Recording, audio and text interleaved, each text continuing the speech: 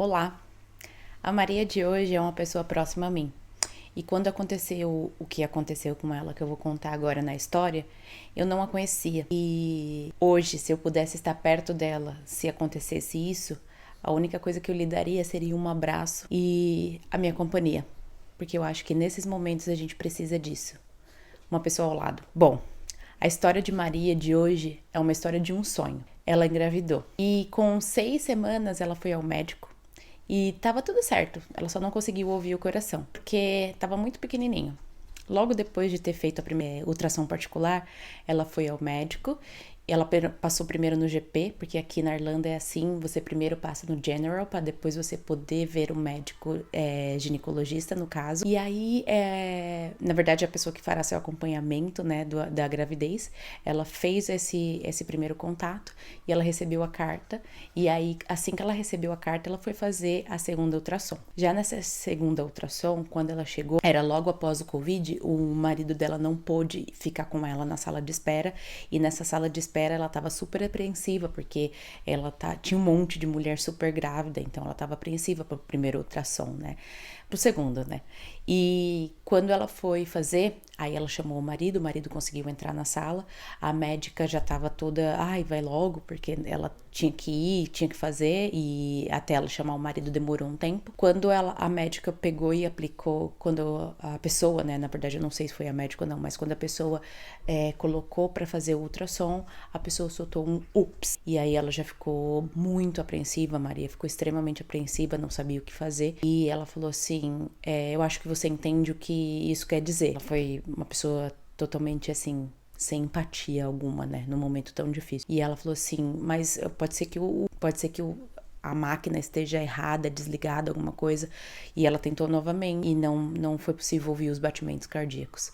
E nesse momento o mundo de Maria acabou, ficou sem chão, e a médica chamou uma pessoa para falar sobre o processo que tinha que ser feito, e como já fazia algum tempo, pelo ultrassom já dava para ver que fazia um tempo que já estava morto em sua barriga, o único processo que deveria ser feito nesse momento seria a curetagem, porque não seria possível expelir quando o corpo, às vezes o corpo expele sozinho depois de um tempo, mas né, nesse caso não.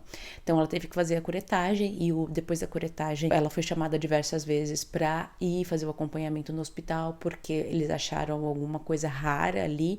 Então ela foi fazendo acompanhamento hormonal durante 3 meses. E ela falou assim que durante esse tempo foi o tempo mais difícil da vida dela, porque ela não sabia como ela reagia. Ela não sabia se ela tinha feito alguma coisa errada, ela não sabia se não tinha feito, se ela tinha feito alguma coisa errada. Então, e a relação com o marido, eles não falavam sobre, eles não conversavam sobre isso. Eles pararam de assistir uma série, porque na série tinha uma pessoa que também tinha sofrido aborto, e isso trazia gatilhos para ela.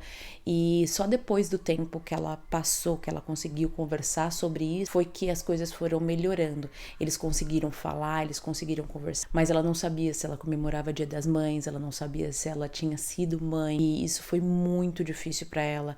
E ela se sentiu, o que ela me disse foi que ela se sentiu extremamente sozinha, ela não tinha com quem partilhar, principalmente estando aqui longe de casa, sem nenhuma rede de apoio. E então, para a Maria de hoje, eu digo, sinto muito, eu gostaria de ter podido dar um abraço quando você precisou, mas eu não estava perto. E para as outras mulheres que também perderam, eu tenho números estatísticos aqui que não ajudam em nada, né, para sua dor, mas que fazem com que a gente se sinta não única, que a gente consiga sentir que outras pessoas também passam sobre isso, e isso não é falado, sabe? E às vezes a dor, quando ela é compartilhada, ela de alguma forma, ela não dói tanto. Quando a gente sofre para nós, a nossa dor parece aumentar milhões de vezes. Então, os dados estatísticos, a American College of Obstetrician, eles falam que entre 10 a 20% das gestações clinicamente reconhecidas resultam em perda.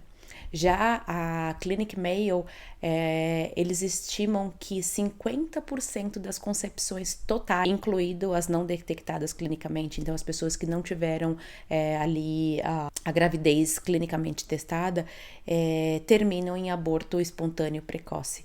Isso são números altíssimos. São mulheres que muitas vezes não sabem, mas que muitas vezes sabem e que acham que de alguma forma elas fizeram alguma coisa errada. Então a vocês, as Marias, muitas e muitas e muitas Marias de hoje, eu quero dizer para vocês que vocês não estão sozinhas, que não acontece só com você e que muitas vezes vocês não fizeram absolutamente nada de errado. Infelizmente é um processo que muitos dos médicos não sabem dizer o porquê, mas que infelizmente é normal. E que se você ainda está sonhando com seu bebê, existem muitas formas de tê-los.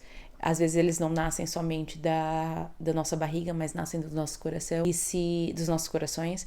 E se vocês ainda querem gestar, existem diversas opções que vocês podem correr atrás, que vocês podem ir atrás e verificar a possibilidade de serem feitas. Então, é isso. A Maria de hoje, ela ainda continua tendo um sonho e talvez esse sonho esteja muito mais próximo, mas ela continua tendo o sonho e a você que continua tendo esse sonho, eu deixo aqui o meu abraço e as minhas palavras de acalento.